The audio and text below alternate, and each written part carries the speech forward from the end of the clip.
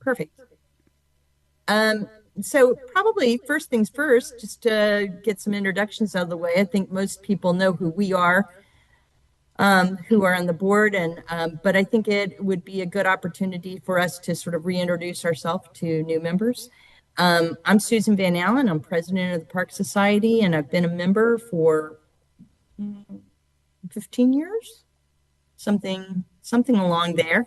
And I got involved with the society sort of on a deeper level, probably around 10 years ago. So this will be my first plug of the day.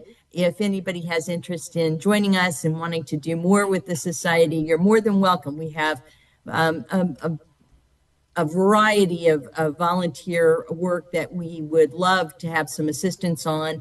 And I think there would be something of interest for everybody. So, plug number one, and if you are interested, feel free to reach out to me. And I think today, as we're discussing things, some things of interest will become apparent, and by all means, reference that in your emails to me. And my email can be found on the website, but it's also scvanallen01@comcast.net. So I'm going to hand it over to Ken, and Ken can introduce himself.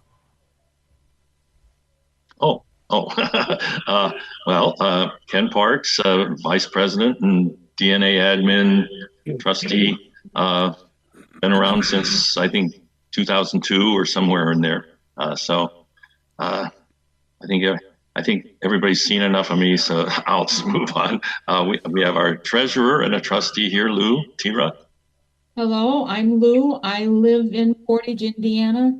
My maiden name is Parks, and I am the lineage leader for Lineage Key C, Thomas of Virginia. And I've been a member probably for 30 years. And I'll introduce Tad. Where's Tad? I'm Michael Tad Parks. I'm in Milwaukee, Wisconsin. I am the historian, which is basically the chief genealogist of the society. And I also wear a hat of executive director, which means I keep track of the major databases. And I've been in the society since 1980. So I've got the history up here. I've been the one that's been with the society. It's hard to realize that's 46 years now, Bill. So that's a long length of time. Okay. Let's hand it over to, I'll go across the top. Let's see. Fred Starr, why don't you start, okay? Hi, I'm Fred Starr, West Hurley, New York, and I'm in the James Park line, and I've been in the society. I joined right after Ken Parks. Right, we have adjacent numbers. So, right, and do a lot of work in Find a Grave, actually. That's great. Well, we appreciate that because I'm on there quite often. Carrie, why don't you introduce yourself?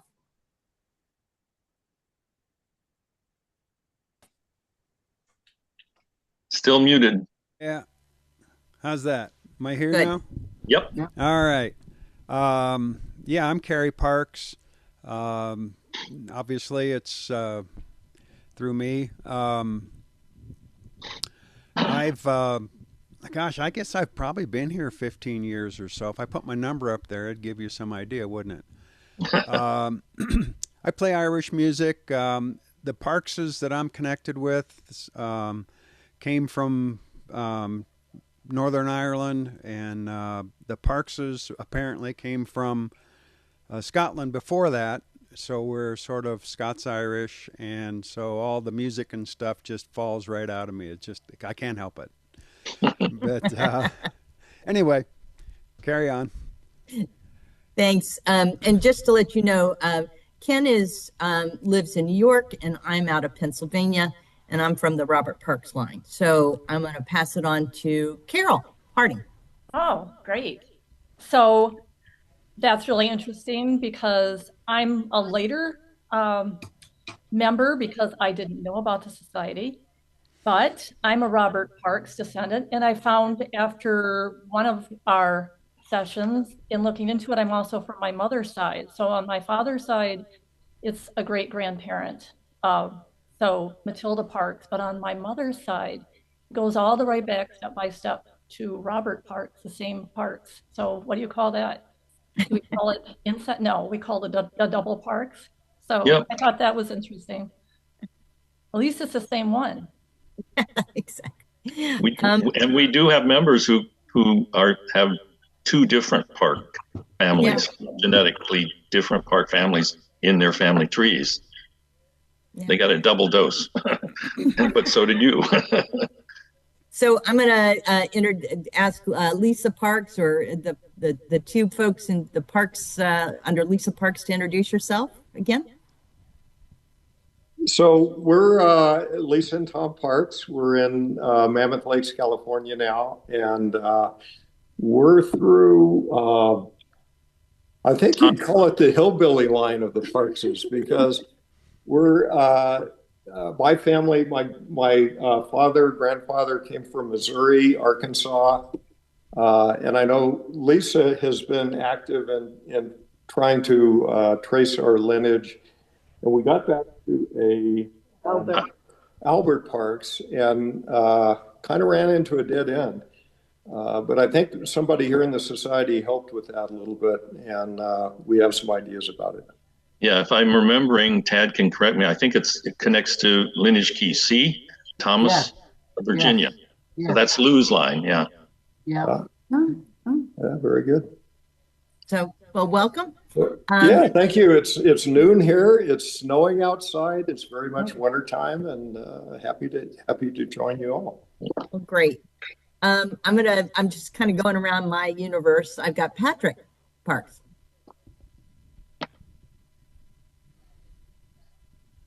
I was sorry, I was muted. Yep. Yes, I'm from Kansas City, Missouri, and by way of California. And I'm I guess, a co-administrator for Lineage Key T and all the other lineages that are associated with that. So glad to be here. Great. Magali. Yeah. I think I'm the only not Park person in this group. I am Park by marriage, and my husband, John Richard Park, he's a descendant of Roger Park. I'm very proud of it. And we have enjoyed, this society. And I just come here because I love to meet other parks and tell him about all the parks that I'm meeting. And so it's just a pleasure. So carry on. I'm in Miami, Florida, by the way, and I'm sorry to say, guys, but we have 74 degrees. The sun is out, no snow, and everybody's out there doing their thing. And so, but we are, having fun out here in South Florida.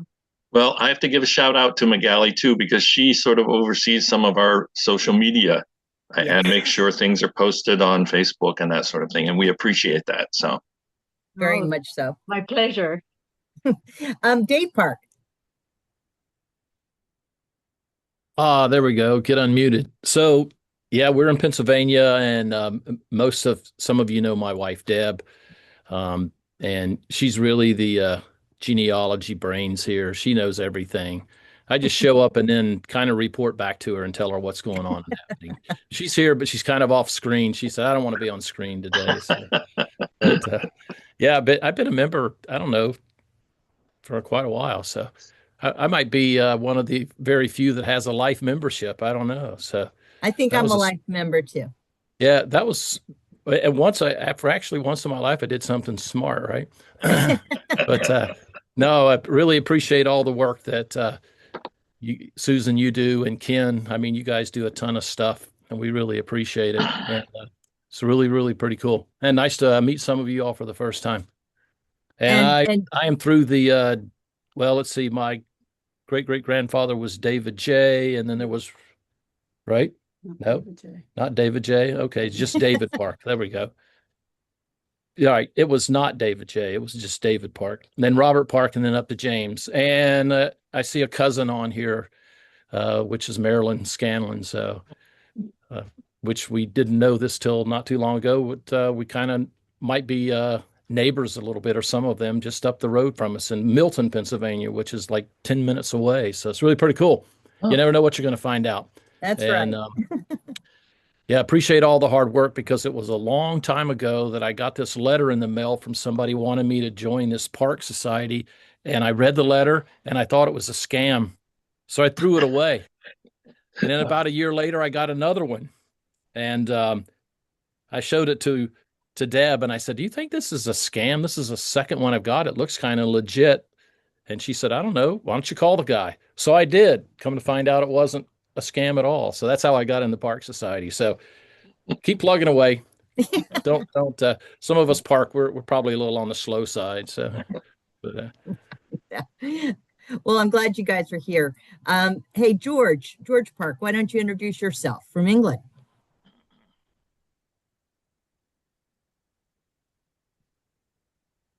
You need to unmute You're yourself. you're still on mute. There you go. I was looking in the wrong place for it. Oh. Hi, I'm George Park. I don't think I belong to any line yet. I think my line has ended up being sort of an independent one. As far as I know, I'm very new to the Y-DNA side of things. I originally was born in South Africa. My father was from Aberdeen, Scotland, and I came to the UK in 1999, and I now live in Lakenheath, a mile away from the 45th arm of the Air Force, American Air Force Base. So I hear your F-35s every morning and every evening. So yeah. I sort of bumped into George online, Oh, yeah. actually through WikiTree, because we'll meet him in a moment here. But I have a genetic cousin, Bill Park, who's over there and who also has roots in Aberdeen. And so we were trying to see, through doing DNA testing, whether we were related. Well, it does turn out that George has a separate park line in Aberdeen. There's another match in the DNA database, a distant cousin of yours. So you go back quite a ways before you come to your common ancestor. So at present, in the little bit of testing and research we've done, we have found at least two genetically distinct park lines up in Aberdeen. So we're going to keep working on that. And the nice thing is, if we can get more testers from different sort of fragment lines, if you want to call it, and get them tested, chances are they will attach to one or the other.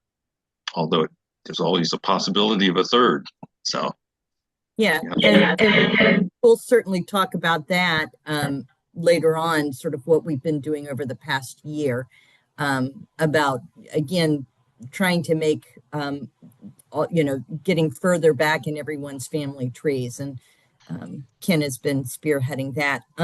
Marilyn, would you introduce yourself? Marilyn Scanlon, presently living in Myrtle Beach. And I heard about the Park Society when I was going through some of my grandmother's notes, and she had written to Ruby Park. Wow. And so that started starting to get my family tree together to join the Park Society. I had reached out to Father Tad, and he sent me the information. My line goes back to Alexander Park, and we think he's from Scotland or Ireland. And they originally came into New Jersey. We know that. Just for those of you who might not be aware, it was Ruby Anderson Park, I believe. Yes. Tad was really the person, or certainly one of the very instrumental people in starting the Park Society back in the early 1960s. So the fact that she was in touch with Ruby was, that shows you how long ago that was. Yeah. Barb, why don't you introduce yourself? Oh, yeah, Barb. So I'm Barb Parks, ES. Kohler, and I live in a little quaint town in Steilacoom, Washington. It's the quaint, quiet town on the Sound. This morning on the way to church, the Puget Sound plungers were in the water swimming. They do this every Sunday. I do not participate. But my family all came from England. I think I go back to Richard, maybe further back. Then they settled in New York and Connecticut. And I was born in Connecticut. We're still hoping to find a male Park to test from Barb's line. I think we went back up past your was it your grandfather or great, and there probably are some coming down in another branch, because they're from Staffordshire, correct? Wolverhampton. Wolverhampton. Yeah. And there are numerous sort of lines that go back there, and we need to start getting DNA to see if they all match each other, or again, if we've got two or more genetically distinct lines that around that, Staffordshire, but also Gloucestershire, all those shires that are around Birmingham. It's just hard to know, and they go back quite a ways in time, but just to know whether they are actually related or not will be an interesting, something we hope we can sort of sort out over the coming years. Yeah, Ted. And Ruby, it was Ruby Weiler Anderson, and she started the society in 1963, and but she wanted. It was interesting because her main line happens to be Peter Park, which is there in New England, and that's one of those loose ends. We don't know where he came from and so forth. But she also does have a Park line too, through Robert, a few generations later. And yes, she started it off. Interesting, corporate history. There was some friction, and fortunately, the society almost fell apart. Had it not been for the trustees, the society would not have existed yet today. Yeah, because they kind of, they said, all right, we're going to move on. We're going to do what we have to do. And, there was a falling out. And unfortunately, we have no contact with any of the Anderson group anymore. We almost had one granddaughter come in, but apparently she hadn't talked to her grandfather.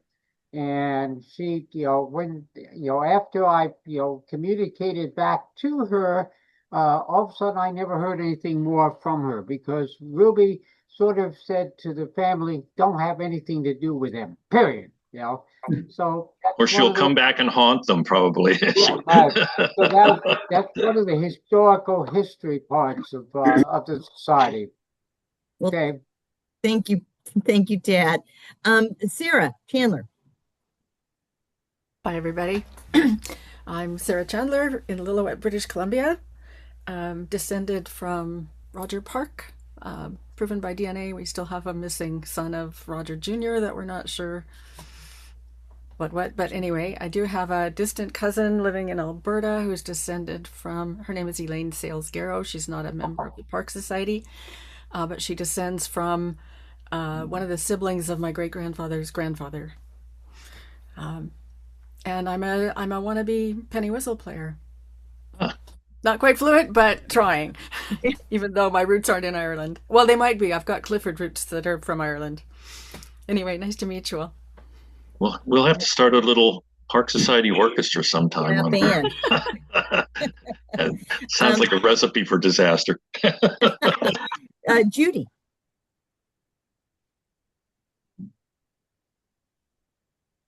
Sorry, I was muted. Judy Dorrell. I just joined the Park Society. Ken mentioned that earlier. We really are connected through the Parks line through my husband's lineage. And it's through his paternal grandmother that we're connected. And I've spent about the last year trying to get to know more of the parks. We're lineage key C, so I was happy to hear the others that mentioned that today. I've been using a lot of Family Search, Full Text Search recently to uncover a lot of court documents and probate documents, and so trying to piece that together. John Parks had a very large family. Of 17 children, and they're all the same names, living in the same places about the same time. So I've been trying to trying to parse that out a little bit, and would love to connect with others that are part of this lineage key to see what they have done. That would be really terrific. So thank you. I'm excited to be here. Well, welcome. Yeah. Bill Park. Hi there. Hi. Okay, yeah, I'm Bill Park. I'm in the UK, a recent member. Currently live in Wiltshire, but my descendants come from north of Aberdeen, northeast Scotland, in a parish called Crimond. And I've managed to, trace back to my seventh great grandfather there at 1640, through records of the Episcopal Church, which is a bit of a lucky break to have got that. And then that led me to literally, graveyards, actual park gravestones. And the good thing about that is it's true, 'cause it's written in stone, and they don't make mistakes. And several generations go in the same grave, so you can skip back quite a few generations all in one go, which I managed to do. And then, way back then, the final records that helped me were poll tax records. And because the parks back then, they're all tenant farmers, it's all very carefully registered, who paid and hadn't paid and who lived where and all the rest of it. So, yeah, it's surprising how good records existed. Yeah. And on those farms, it's not like a current farm where there's a farmer and his wife and some children. There's about 20, 30 people because they had to, tend the land by hand, and, subsistence farming, essentially.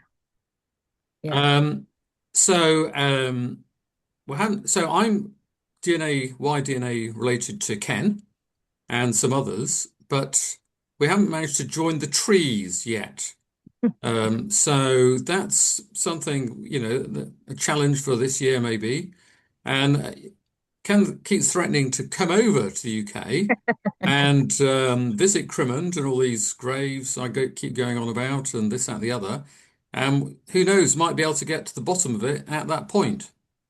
Well, we're going to, I've got to get moving on those plans, but yeah, we are going to try to get a little gathering over there next year. No, it's this year now. Yeah, this year. It's now 2026. Oh, okay. It's come Time. round. The clock is ticking, isn't You it? can't say next year forever. Yeah. Okay. It'll never happen. Bill, we're glad you're here. John Park. Good evening. There he is. Yes. I'm born in Ontario. I live in Luxembourg in Europe. Most of my family is from Northern Ireland. They still live in Northern Ireland. So I'm a bit like some of these other foreigners on tonight. It was thanks to Ken who paid for my initial fee to join the Park Society, and now it's been, I think, this might be my third year as a member, something like that. I'm working with Ken and Gary Parks on the administration of the DNA project. So I'm going to put in my plug here, if I'm allowed to say, I encourage all of you men particularly to do a Y DNA test, particularly as the Park Society is willing to help co-finance that. And there's lots to be learned from doing such a Y DNA test, such as an example, Carrie, who talked earlier, him and I are the same Park family, even though the spelling of our surname is not the same. And we are yet another example, many examples where we have not yet been able to connect our trees, but we know that we are distant cousins. Another example is that Gary Parks, who I mentioned, who's a DNA administrator, him and I are related 4,400 years ago, believe it or not. So when you figure that out, I want to see that tree. The genetics tell us that this is the case, but I'm sure we'll never find the common ancestor. And with that, that's my finish of my plug. Well, we're glad you stayed up late to join us tonight. Yes, yes. Last one, but not least, Kim, will you introduce yourself? Hi, I'm Kim. Maiden name is Parks, and I've been doing genealogy for probably close to 30 years. I am an only child. My dad was an only child. His dad was an only child. So our Parks line seems to hail from the Arthur Park line. And all my Parks relatives seem to, at least from the late 17 or the early 1700s, hail from Pennsylvania. So, and I'm from Indianapolis, by the way. So all you Chicago people or Indiana people, we're all in the same neighborhood. And Kim is going to serve as the genetic group leader for Group 004, which, as she mentioned, is mainly, but there are many fragment lines connected genetically with it. But it mainly goes back to the Arthur Park line that settled around in Chester County, Pennsylvania, and outside of Philadelphia, very early on. And actually, I think the society has information on at least 2 generations earlier than that. And if correct me if I'm wrong, is it County Tyrone that they seem to have come from? Up in North? I'm not 100% sure. Yeah, but again, we're going to be working together to try to pull some of those fragment lines together, and that will take more DNA testing and see if we can sort of connect them here in the U.S. But certainly, hopefully, all of that will eventually tell us more about further back as well. Right. My dad was one of the ones that did the Y700. And one of the other interesting things is I did ask him before we did the Y700, I got him to do just a basic ancestry DNA test, which I'd known he had done some family tree stuff, but I had not had access to those at that time. But his DNA came back as 85% Scottish. Yeah. So I think that tells you where we come from. Oh, yeah. Well, just being up in Northern Ireland sort of gives that away anyway. And also, if you look back in maybe 2-3 issues ago, we ran an article. Unfortunately, Kim's father passed away not too long ago. And in the issue where we ran his obituary, we also reprinted an earlier article that her father, I think, had written about his father for a golf magazine sometime earlier. And it's your grandfather, correct? Sam Jr., Sam Parks Jr. He won the 35 U.S. Open. 1935 U.S. Open. So if there are any golfers out there, she has that in her DNA. and I just recently, last month, did a presentation on sort of notable parks through history.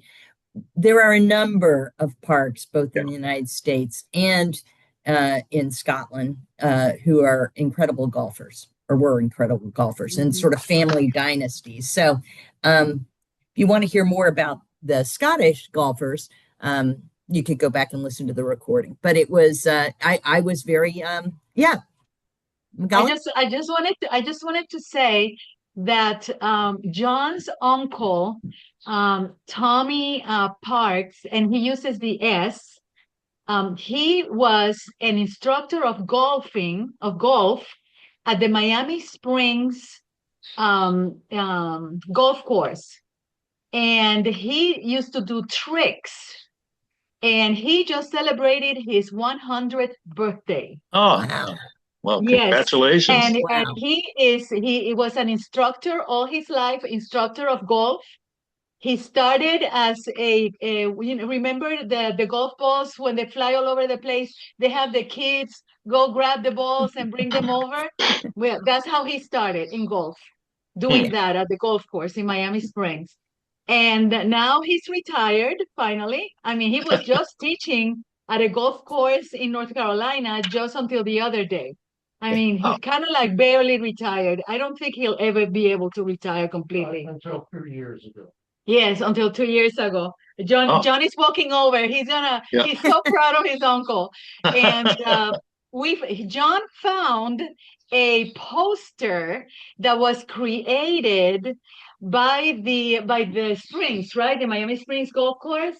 No poster specifically for it. That's his trick show. For his trick show. He used to have this trick show. Tell them, John. Tell them about the trick show.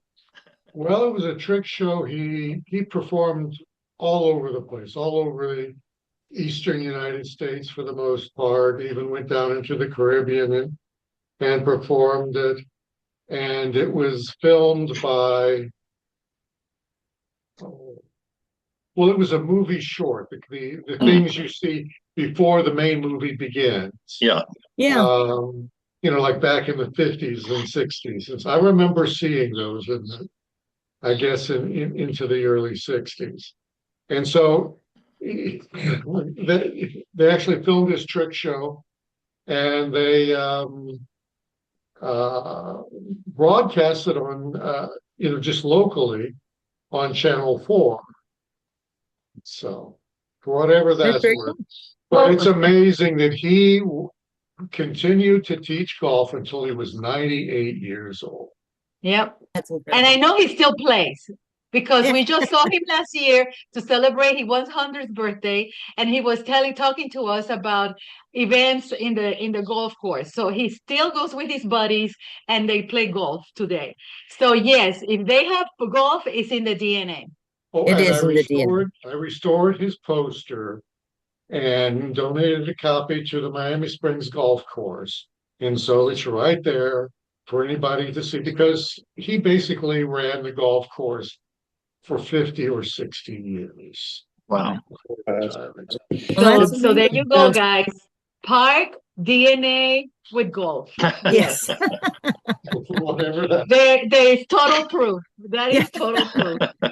Is there any chance that video is still available of the trick? Yes, it is. Yes. And I've searched on the website. I can find Is it possible to put that up in catalogs. Something we could see? Yeah, I found it in the catalogs. If you could upload it to YouTube or something, that would be great. It would be easy great. to find it. I found it in catalogs, but apparently nobody has digitized it. Oh. So I haven't been able to see it since the first time I saw it 65 years ago. Okay. Well, that might be something for, it's amazing what people put online. So we might be surprised if we start doing some searches. But yeah, I do agree. I think golf is in the DNA, although I didn't get that that segment. So, as my brother says, I dig dirt. So, this year we've been incredibly busy. I mean, we thought back on it, we've had quarterly trustee meetings, and then we also have started to meet sort of weekly just to do a 30-minute administrative meeting just to keep ourselves on track with all the projects that we've been working on. Among the things that have been done this year, we have really focused on our DNA project, and that is thanks 100% to Ken Parke's spearheading that project. We've also and John and you spearheaded it, and then trust me, we now have a mighty amount of the work. We have a mighty team, and I'm going to let Ken talk about that. But I also want to say that Ken also chaired the configuration of our website. And that has really taken off. And then, among other things that we're doing now, which again, I will let Ken sort of spearhead this. There's a new program that we're looking to bring that would be available on our website that will allow us all to be able, as members, to log in and be able to see a lot more material than we currently have where you could see your lines. So, Ken, why don't I'm excited about hearing about the DNA project and what we've done this year and where we're going this year. So do you want to take it from here on that? Sure. Well, let me share my screen here. Okay. And once I get that up and running, what am I looking for? Oh, the power. It says just to double click it. Yeah.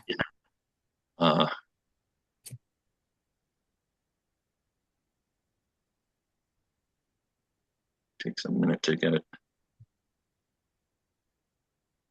Okay, I'm hoping and assuming that everybody can see that. Yes. Okay. Well, we might as well get started. So, Happy New Year. Thank you all for joining us today. And whether you're a longtime member or a newer member or someone exploring the Park Society for the first time, we're glad you're here. Today is about looking forward from what we've already accomplished to what we hope to build together in 2026 and beyond. So one of the biggest practical challenges we face is access to records that allow us to verify and expand member research.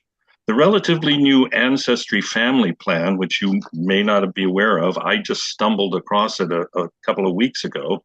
It is relatively new, but that gives us a cost-effective way to provide access to staff and trained volunteers so research doesn't bottleneck with just one or two people.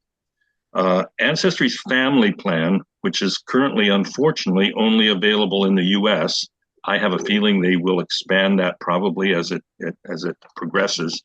But it allows one person to purchase the plan and act as a manager. The plan costs about $479 per year, but you can add 4 additional people onto that plan, all for that same price. So it's a total price for 5 people of probably with tax around $500. So it's a very good deal. And all members on the plan have full access level memberships, meaning they can see records from overseas as well as just the U.S. North American based databases. So the Park Society will allocate funds to purchase one or more of these family plan memberships, allowing staff and member volunteer researchers, including genetic group leaders, assistant historians, the ability to conduct or verify research in the Society's database or in member-submitted lineage information. This could also result in the ability to add to the newly created International Given Name Index at a more rapid pace, making the Park Society's database more attractive and valuable to potential members, both in North America as well as in other countries. The next thing we're focusing on, and this Susan referenced, but TNG, or the next generation, represents a major step forward in how we can share our accumulated knowledge. Instead of data living in isolated files, it becomes searchable, visual, and usable by members. This is about transparency, accessibility, and long-term preservation. TNG is an online genealogy program that can allow multiple viewers to contribute information while also allowing many others to view that information. The data, once installed on the program, can be searched and viewed in any number of ways and presented in various genealogical formats, such as family group sheets or descendant reports and so on.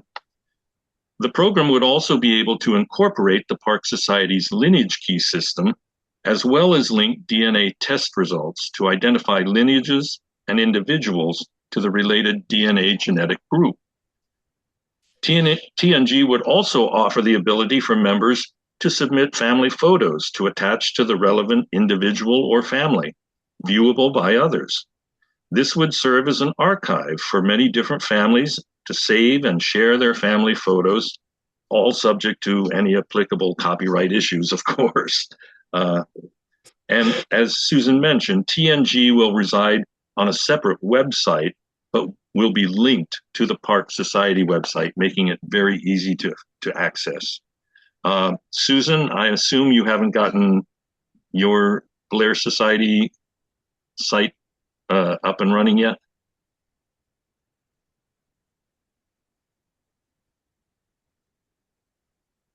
Susan must be muted. Sorry, Ken. I was just trying to get over to the website. It's still down, and they're still fussing with it. So, not a problem. We were just going to give you a little sort of sneak peek since we haven't implemented that yet. Susan is also associated with the Blair Society, and they have been using TNG. And in a previous meeting of just a few of us, she showed us some of the capabilities that it has, and it's really, I think, just what we're looking for. So stay tuned.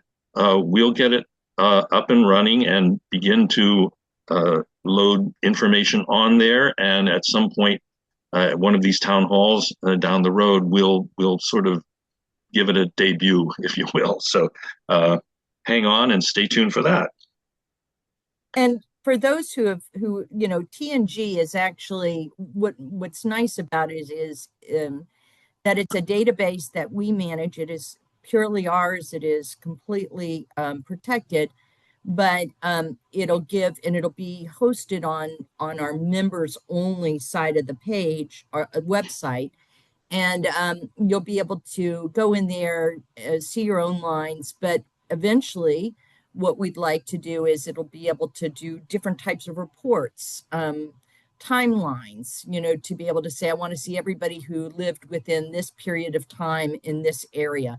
Again, it's going to take a great deal of effort to build out TNG, but over time, it's going to just be a tool that keeps on giving. And the good news is, as it gets updated by the administrators with new information, new park information, as we do, that will go immediately live. So it's not something that we have to, push out new information to members. It'll be something that, so it'll be a tool that you will want to go back to over and over again because it will continue to reveal new information. So it's very exciting.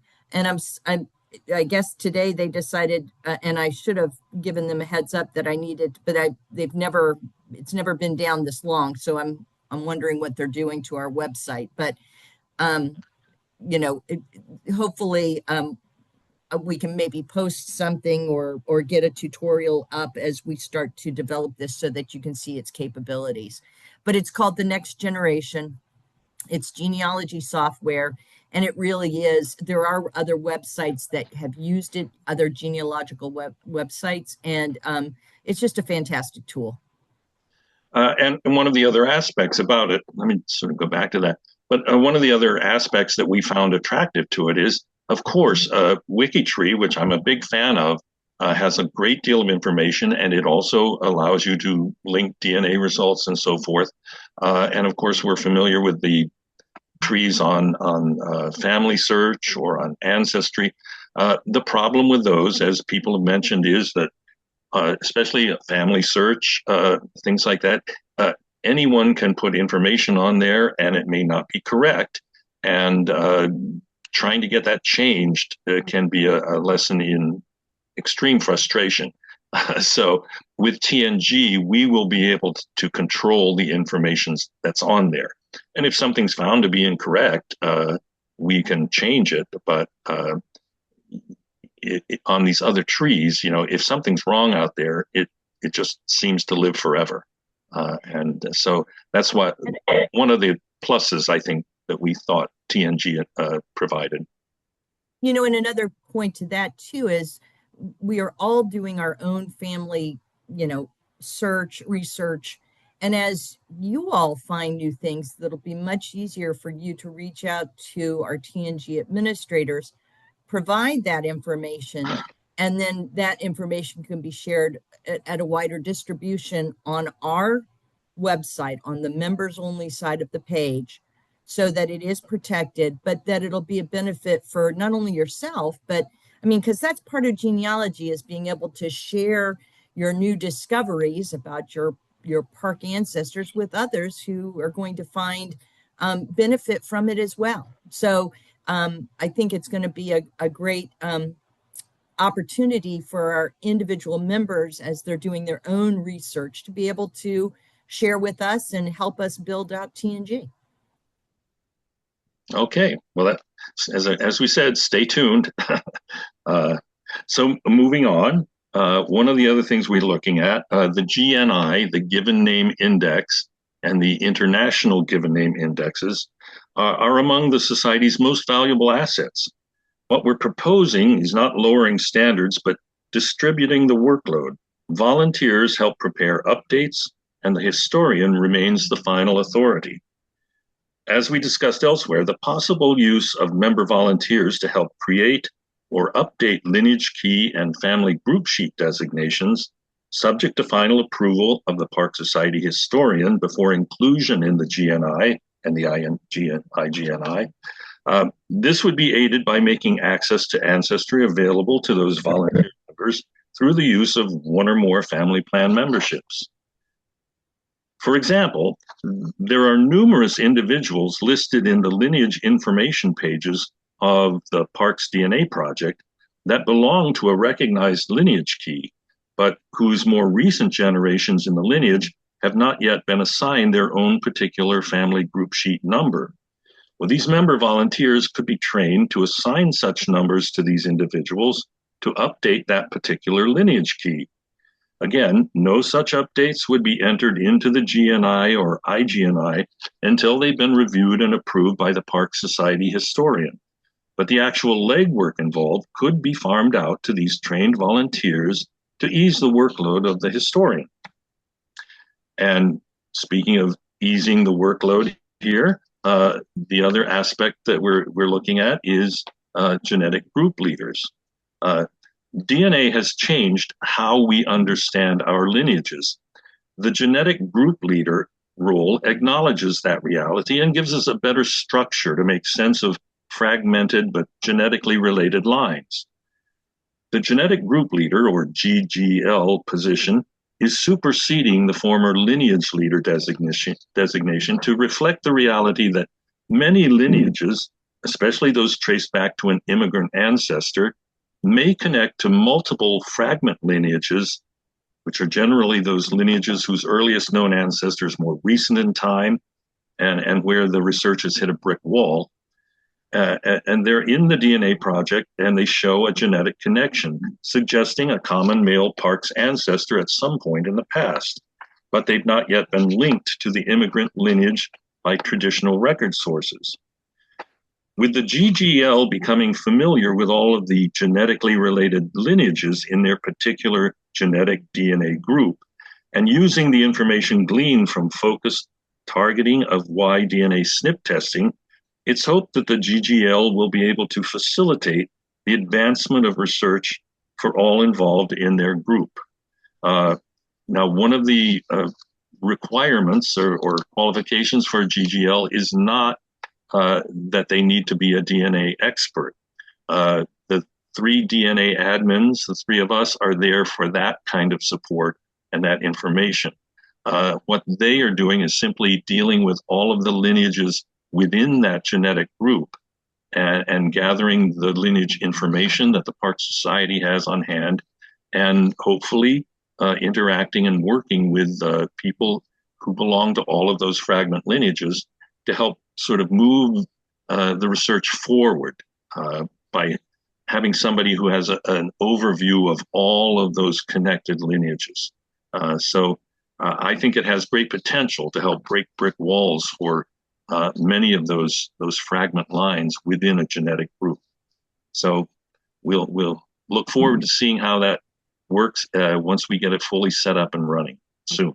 So, and related to that, funding of DNA tests, Late last year, the board approved making funds available to the Parks DNA Surname Project at FTDNA, which is an independent organization, but with close ties to the society. The goal of making these funds available was to facilitate the testing of the many genetically unrepresented lineage keys in the Society's database, as well as targeted support for upgrading existing tests to the relatively new Big Y 700 test level. The program's only been in place for a period of months, but we who are involved with the DNA project already feel that this subsidy fund has made a positive contribution to the project. The initial funding has not been exhausted yet, but when it is, the Park Society board and staff will decide, upon reviewing the results made possible by that financial support, whether to continue to allocate funds in the future, always depending on the ability of the Society to do so. The savings realized from no longer spending significant amounts of our budget on printing and mailing newsletters will help make continued funding more feasible. We've already seen encouraging results from society-funded DNA testing. This is careful, targeted investment, and one made more feasible by savings elsewhere. Now we come to another area that Susan mentioned, and that is more member volunteer participation. You'll soon be receiving a member survey on our MailChimp mailing list. And while this survey will ask our members about a variety of their experiences and interests and help us better understand the needs and priorities of the membership, we hope in particular a call for more volunteer participation will result in an influx of new blood. Many of the goals we're speaking about here today cannot be accomplished without more hands on deck. While the Park Society has an impressive institutional ring to it, it is in reality, as with many organizations, a group of a relatively small number of individuals, many shouldering multiple responsibilities due to not having enough members available to help with the workload. It's also recognized that some members may view this small group as an exclusive club, insular and not wishing to allow others to become involved. Well, if this viewpoint's the case, please know that nothing could be further from the truth. What this exclusive club is guilty of, if anything, is a failure to make a sincere and strong enough effort to reach out to potential volunteer members. When you're wearing multiple hats and struggling to keep up, finding the time to engage with potential volunteers is something that just simply gets put off to the side to be addressed at some indeterminate time in the future. As many of us in staff or officer positions will readily admit, none of us is getting any younger. And we're all too cognizant of the fact that the sudden loss of any of us could seriously impact the smooth operation of the society. Succession planning must be a top priority this year, and an increase in volunteer members learning the ropes will play an important part in making sure there are procedures and, more importantly, people in place to step in when the time presents itself. We need help, and we're serious about asking for it. The Society isn't an exclusive club. It's a small group that hasn't always been good at asking. Succession planning means making room for new voices now, not later. And along those lines as well, the board of the Park Society formally decided in 2025 to open its membership to individuals living outside of the North American continent, not only to expand its membership range, but to actively encourage such membership. The reasons for limiting membership in the past were due entirely to the limitations in place in the early years of the Society. The costs and logistics of members living overseas from the US-based organization in the late 20th century in terms of communication, currency exchange, travel costs, and so forth, were increasingly overcome as the internet grew to connect people all around the globe. And to that end, it has become apparent that we need to include representation on the board of these members living outside the US and Canada. While some challenges still exist in terms of dealing with time zone differences, with a sincere effort on everyone's part, these can be dealt with. It's recognized that such representation will bring new perspectives and ideas and help the society reflect its newly expanded role in the research of our common surname. Our surname research is global. Our governance should be too. Adding international board representation reflects who we are today, not who we were decades ago. And finally, I believe, the newsletter. The Park Society newsletter has been offered in paper form since its inception in the 1960s. In more recent years, the Park Society began to distribute the newsletter as a PDF file, in addition to offering the paper hard copy version. The printing and mailing costs of several hundred newsletter copies 3 times a year took up the lion's share of the Society's budget, which comes almost entirely from member dues. As members became more accustomed to receiving and viewing the newsletter in an electronic form, the board determined in recent years to gradually convert to providing the newsletter exclusively in that electronic form, now only printing a small handful of paper copies for archival purposes and making some available to mainly older members who are not able to access the online version.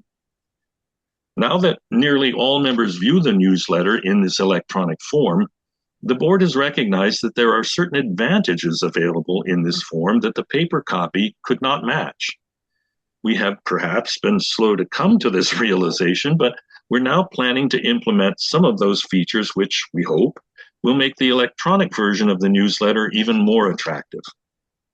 One of those features will include the ability to include anchors throughout the newsletter, enabling the reader to go directly from an article listed in the table of contents on the front page directly to the article rather than having to scroll to reach it. While many members may enjoy reading through the newsletter in order, this feature will especially come in handy when going back to reread the newsletter, especially once it's been placed in the newsletter archive on the Park Society website. Another feature is the ability to hot link URLs included within articles, thus enabling the authors to easily refer readers to additional reading on a subject. And yet another feature is the ability to include more color photographs, charts, maps, etc., throughout the newsletter than we could in the paper version.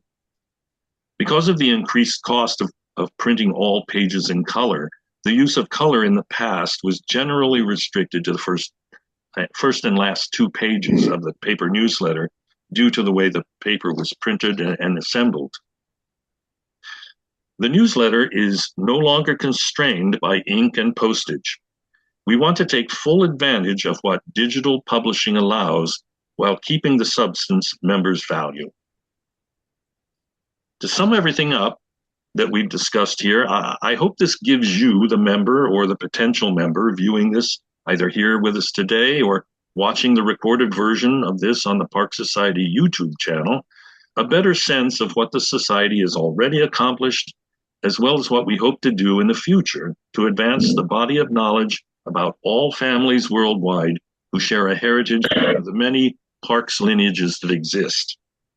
It's our hope that through our efforts, each and every Park Society member will feel they've gained something of value by becoming a member. Even in cases where no recent or significant discovery has been made in your particular lineage or branch of a lineage, we hope there will at least be an appreciation that your continued support through your member dues and any volunteer effort on your part will play an important role in keeping the Society active and moving forward. The Park Society has been around since 1963, and for the most part, there are few, if any, still with us who were there at the beginning. The current staff, officers, board members, and the bulk of the active membership represent the next generation that took up the torch and carried it forward. What we're attempting to do is leave the Park Society in a better place than when we came on board, and to do our best to hand over to the next generation an organization that is still vibrant and relevant to future generations. You all play a valuable part in that effort, and we hope you'll continue to support and participate in that passing of the torch. So that's it. Thank you all for your patience. I'll stop sharing my screen and turn the meeting back over to Susan, and we'll open this up. Any comments, questions, discussion of any kind? I just wanted to share, I want to get to, I was able to find on TNG, we can go to their webpage if you, just to show a little bit about, can you all see the screen? This is the website for TNG. I'm sorry, Ken, I wanted to get this up, but I'm going to show you some of the things that are available. Ken had mentioned about, the individual sheets. Can you all see it's Margaret Cooley? Yeah. Okay.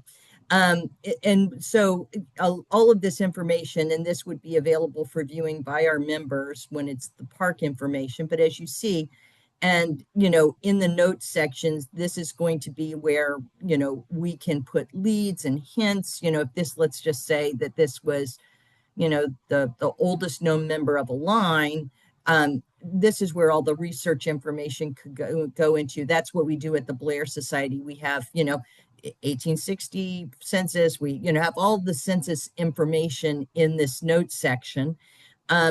The nice thing too is that this line that I'm sort of circling can be, it's editable so that we can have also too an area in here that talks about, the DNA, because these are not set parameters. They have a lot of different things that are available.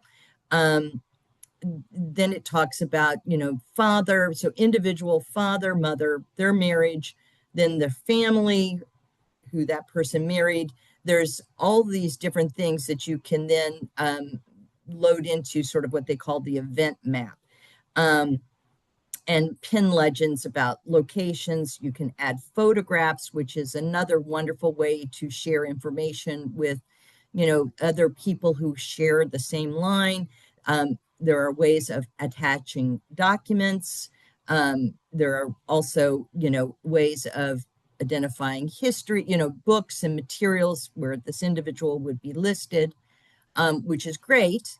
And then they also have a, as you would expect, a descendancy. So you can see,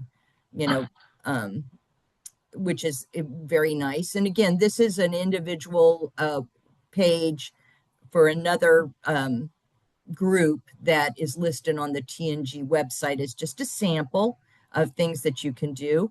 Another thing, and this is where, all the different locations, so they say their top largest locations that these family members were in.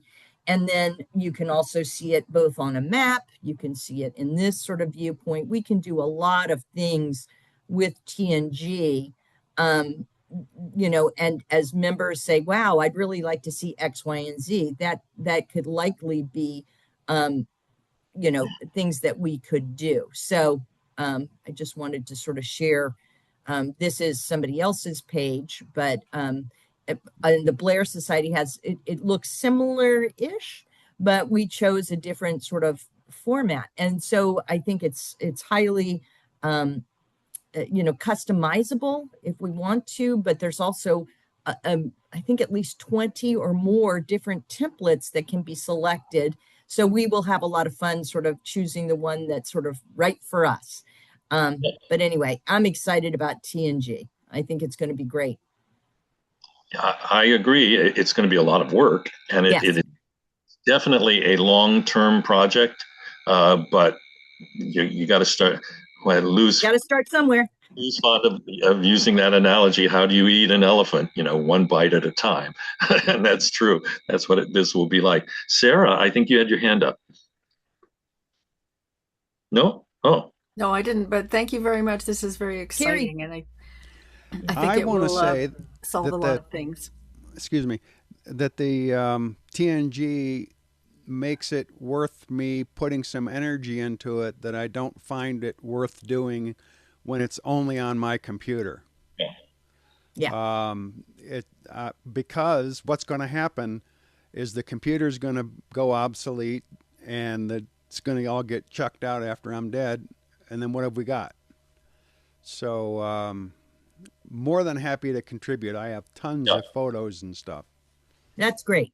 Yeah, I mean, there's always a big discussion, and we've had it here, I think, as well, about how to ensure that your genealogy work lives on after you do. And so, yeah, this is hopefully, as long as somebody keeps these websites going, but that's where we've got that plan of succession that we need to work on to make sure somebody's going to be around when one of us, goes feet up, or belly up, whatever. Well, but Carrie, you have a great point. We did a monthly meeting on, how to handle your genealogical assets in estate planning. And I think that for a lot of us, trying to find somebody within our immediate family who's got the same interest level is very difficult. So finding a place where we can house, you know, what for many of us is decades of work is very appealing. Something I didn't include in this presentation too is if I ever get my act together here, it's sitting on my desk. I bought a fancy schmancy scanner, Caesar, CZUR, and I haven't started using it yet, but it has the ability, it says, to scan a 300-page book in 10 minutes. And it will create it as a PDF, a searchable PDF. And I'm going to start working my way through I think, 8 storage bins full of books in the Park Society library. And those that we can post online on the website in terms of copyright issues, we will do so. Unfortunately, a lot of the lineage books that we have in there were written by Park Society members back in the 70s, 80s, 90s. And some of those people are no longer living, but those works are technically still covered under copyright. So we would have to go through a process of trying to reach someone in the family, perhaps to get permission or whatever. But in any case, I will still digitize them so that in case anything ever happens to those physical copies, they still exist somewhere, because I would imagine that a lot of those books, there may only be a handful in existence, spread out who knows where. A lot of times people, when they did those, would send a copy to Salt Lake City or Fort Wayne, the library, the Allen County Library in Fort Wayne, or Library of Congress maybe. But still, we've got one here, and it needs to be sort of, saved digitally, backed up, if you. And on the point about copyright, what we really need to do, and we should do that sooner probably than later, is, again, these would not be offered just to the public, anybody being able to browse the website to look at this material. This would be material that would be on the member only side of the page. And again, we have a library, what we're calling, we have a library in its sort of basic sense, and it would be like lending. I mean, there are ways that we would be able to, I just think we need to look into it more. I don't think anybody's probably going to pursue us on a copyright violation, but as Ken says, we need to be very careful about it.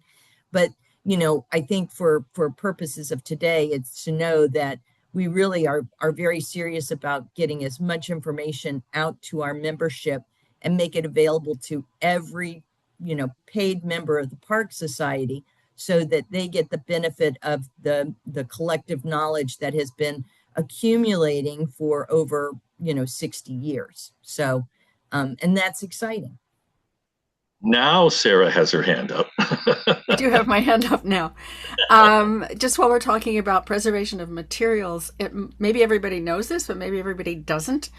I inherited a bunch of large format negatives that nobody had prints from.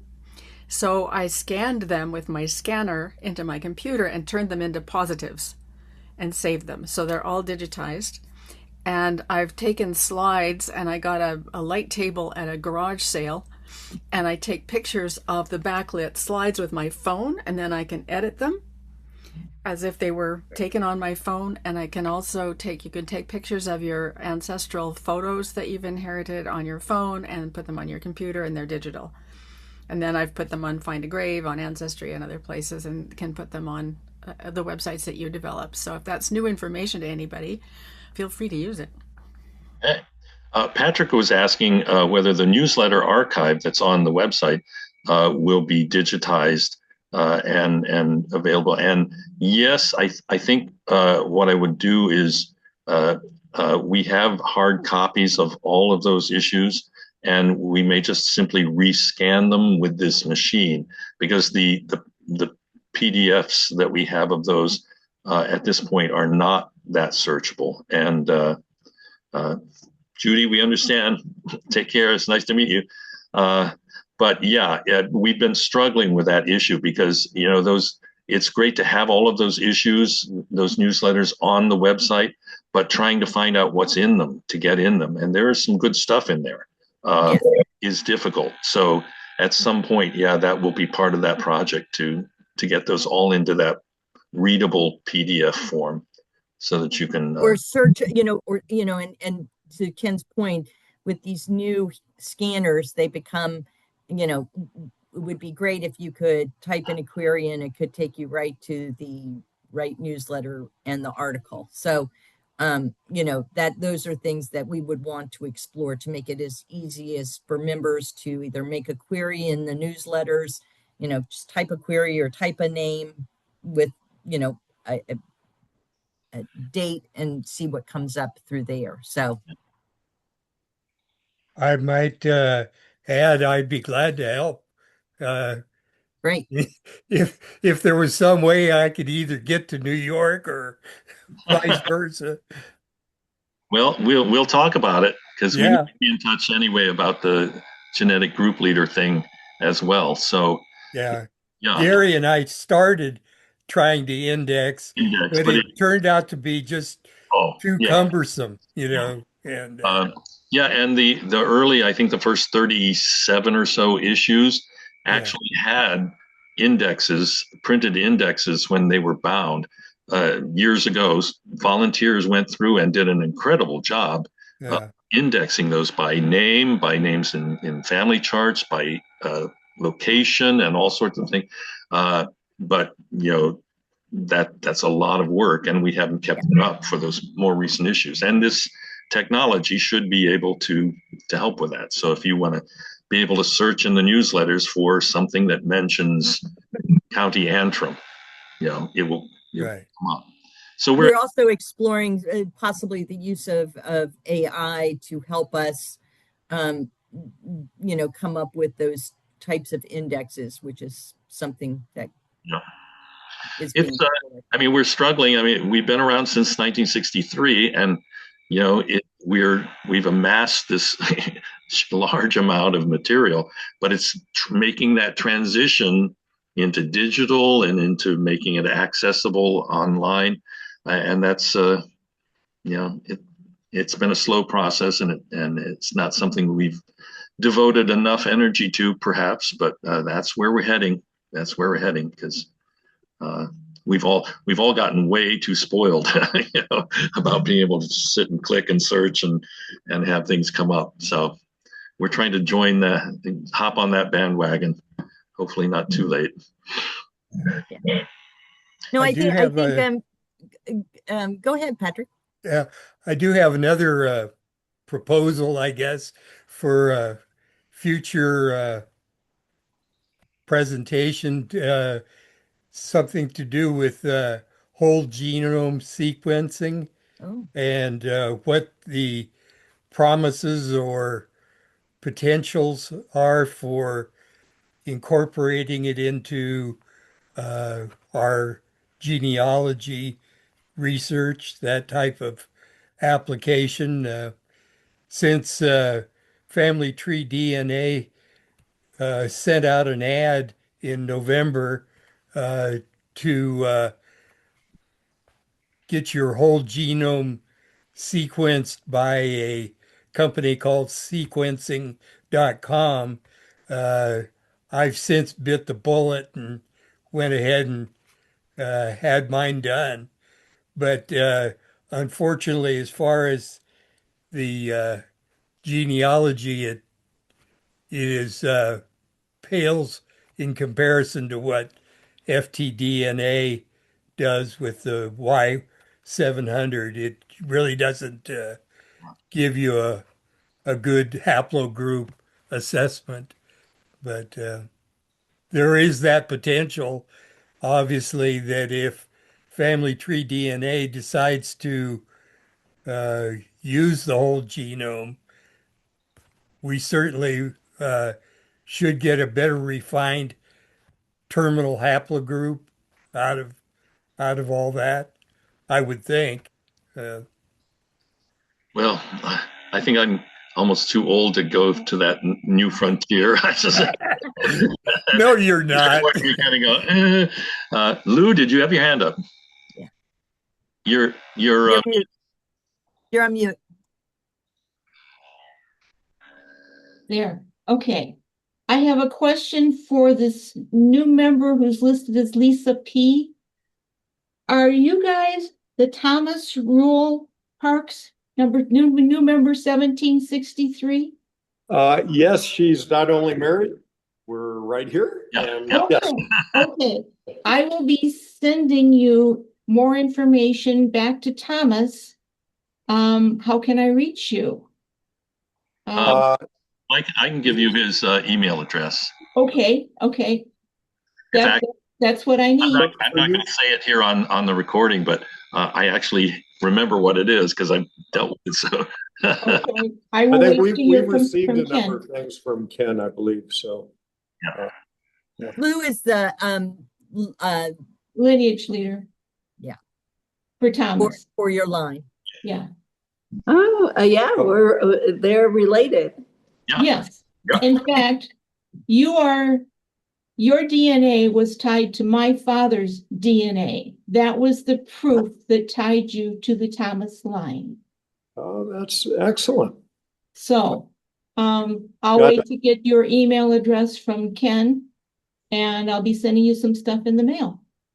That's great. Awesome. Or digitally, however we want to do it. Is there any indication in the DNA how remote that would be? How many generations? We're back to 1670 in Spotsylvania, Virginia. Spotsylvania. Okay, I have relatives from there too, but you never know. We went from Virginia down to South Carolina, down to Georgia, and everywhere from that.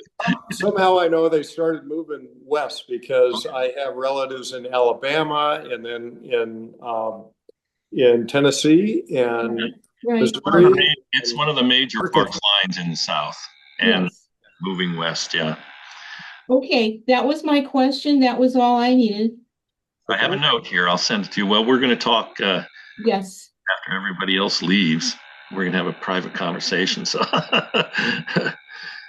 I'm also the accounting person, so. Yeah, she's our treasurer, by the way. Okay, that was all I have. Okay, thank you.